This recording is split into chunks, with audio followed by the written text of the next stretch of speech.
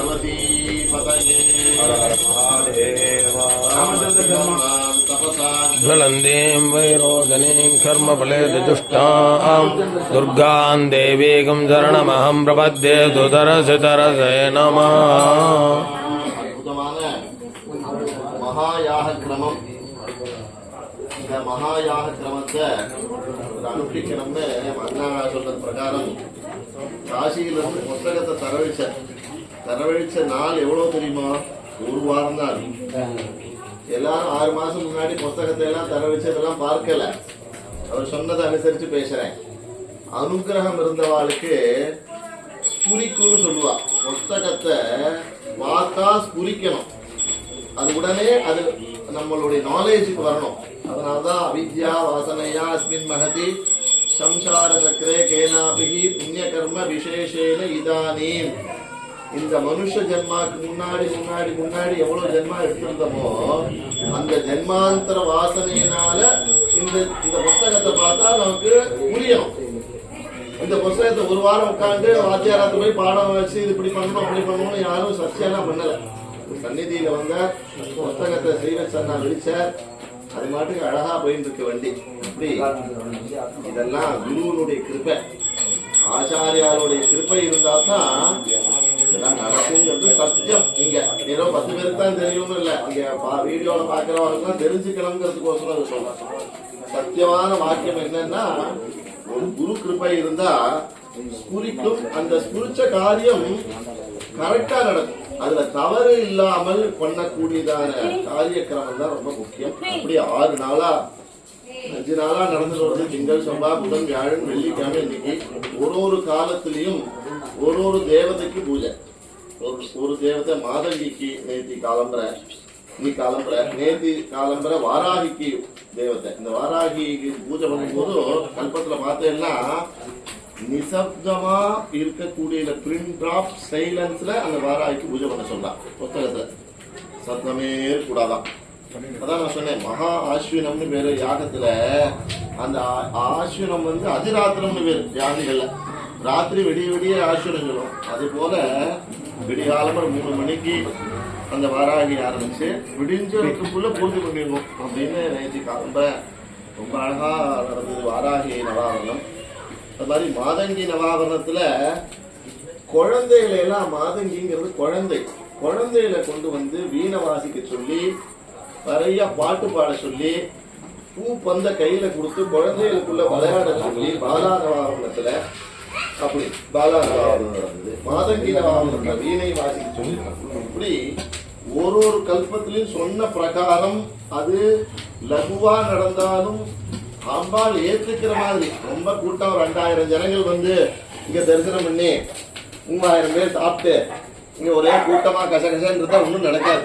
சாஸ்திரோத்திரமான காவேரி தீரத்துல அழகான ரம்யமான இடத்துல 10 பேருக்கு மேல 20 பேருக்கு மேல ஆச்சாரமான முறையில, ரொம்ப முக்கியம் என்னன்னா ஆச்சாரமான முறையில காத்தாலிருந்து 6 பேரும் அளவணும்.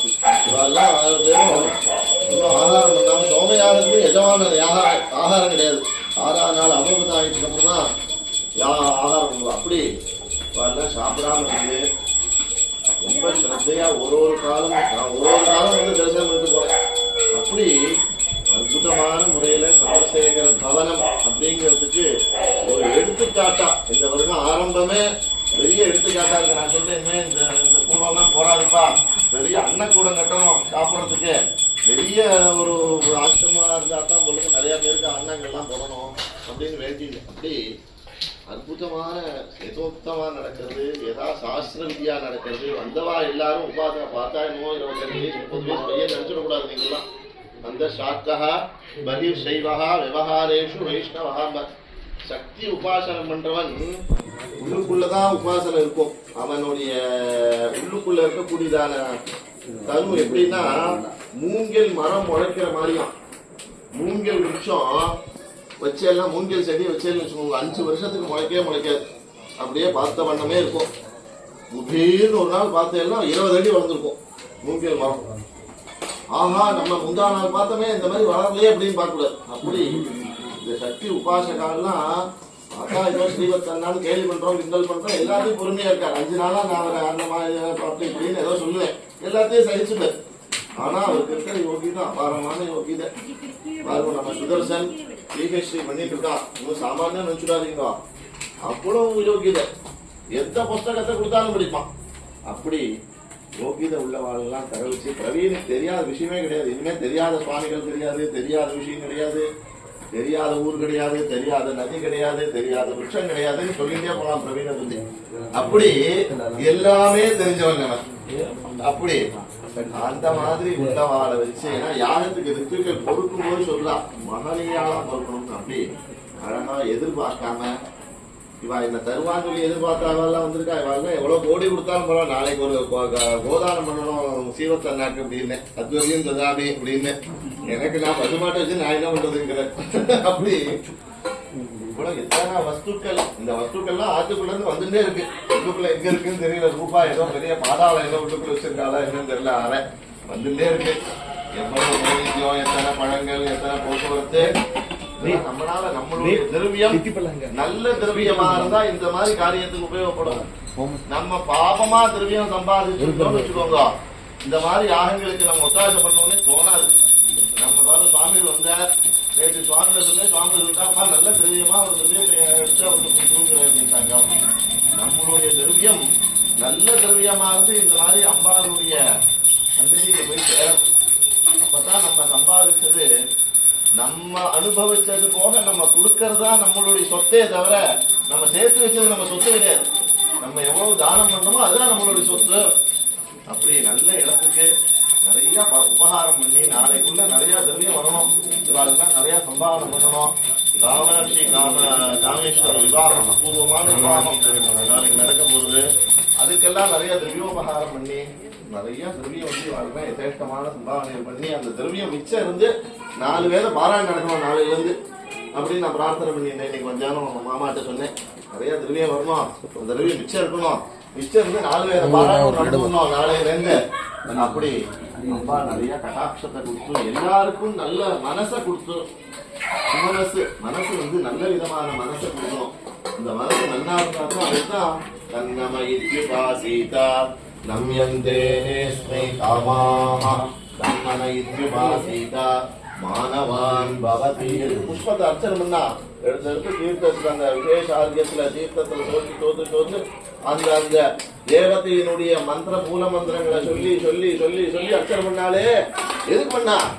தன்னுடைய மனசு நமஹா நமஹா நமஹா நமஹான்னு சொல்லிட்டே இருந்தா, மனஹா மனஹா மன நம மன, இந்த மனஸ் உன்னுடைய பாதார விந்தத்தையே நினைக்கணும் அப்படிங்கிற ஒரு கான்செப்ட் வரணும். என்ன சொன்னார்? சாரூபிய சாமீபிய சாயுஜ்ய. இந்த ரூபத்தை, அந்த ரூபத்தை நம்ம மனசுல தியானம் பண்ணணும். அந்த ரூபம் நம்ம மனசுக்குள்ள வரணும். அந்த ரூபம் மனசுக்குள்ள வந்தோடனே அந்த ரப்பாலுக்கு கிட்டக்க போனோங்கிற சாமீபிய கிட்டக்க போனோங்கிற ஒரு உத்வேகம் நமக்கு வரணும். உத்வேகம் வந்த உடனேவே என்ன ஆகும்?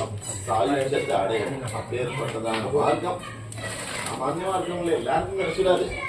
ஸ்ரீவித்யா கிரமம் எல்லாருக்கும் உபதேசம் பண்ணிட முடியாது, எல்லாரும் அதை அடையவே முடியாது.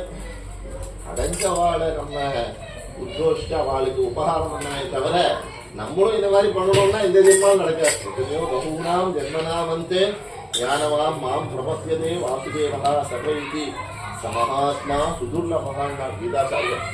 எத்தனையோ ஜென்மாந்திரத்துல பண்ணதான வாசனை நம்மளை கொண்டு 10 பேரை கொண்டு விட்டுருக்கு பாருங்க. 2000 பேரை கொண்டு நிறுத்திருந்தா நம்ம இந்த நிம்மதியா பார்க்க முடியுமா?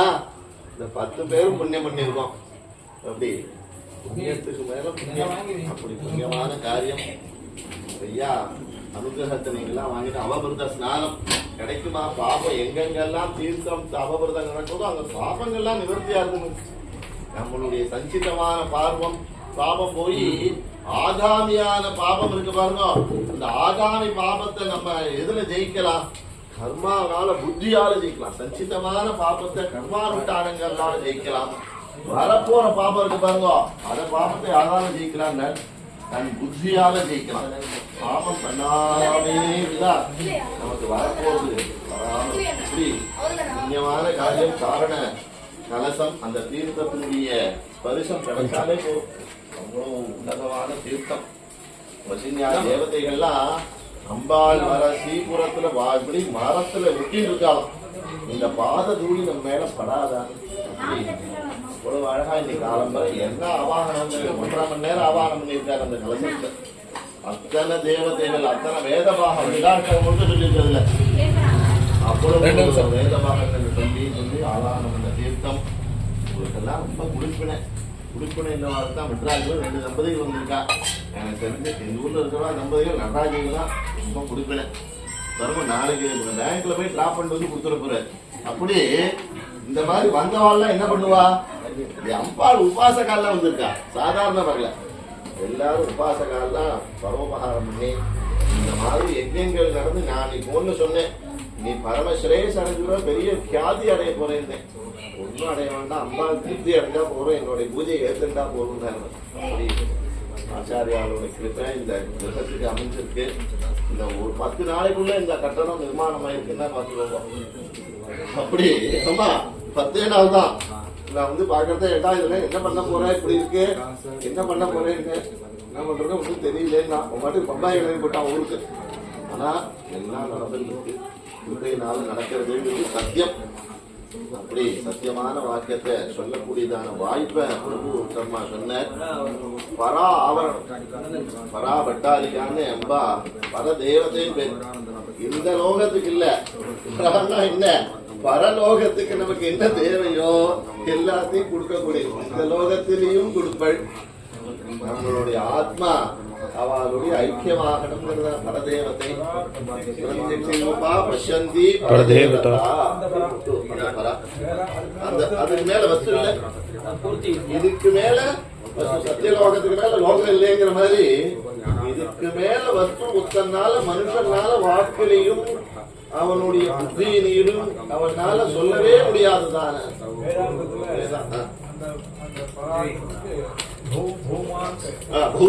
பூமான்னு போயிடு. அந்த பூமாங்கிறது தான் தேவத்தையும்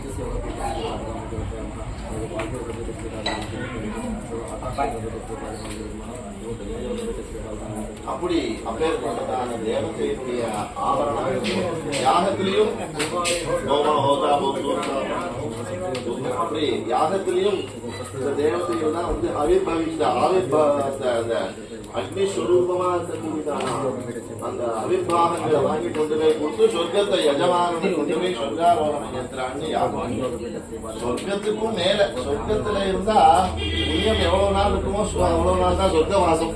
ஆனா சொர்க்கத்துக்கும் மேல மோட்சத்தை கொடுக்கக்கூடியதான் நம்ம எல்லாரும் ஸ்ரேயசா இருக்கணும், சௌக்கியமா இருக்கணும், நல்ல புத்தி சத்புத்தி வரணும், எல்லாருக்கும் சத் பிரார்த்தனை வரணும், சத் ராஜ்யம் வரணும், சத்புத்திரன் பிறக்கணும். அப்படி எல்லாருக்கும் சத்தா இருந்து எல்லாரும் அனுகிரகம் பருவாகும். வெயில் அடிச்சது அக்ஷய திருதிக்கு அப்புறம் வெயில் எங்க போச்சுன்னே தெரியல. அவங்களோட குழுமையா ஆயிடுது. இந்த யாரும் பண்ண போறான்னு தெரியுதா என்னவோ தெரியல, அவங்களோட குழுமையா இருக்கு. எல்லாரும் சௌக்கியமாகவும் குழுமையாகவும் இருந்து இந்த மாதிரி கைகரியெல்லாம் ஈடுபடணும். உபசம்ஹாரம் பார்வதி மகாதேவா.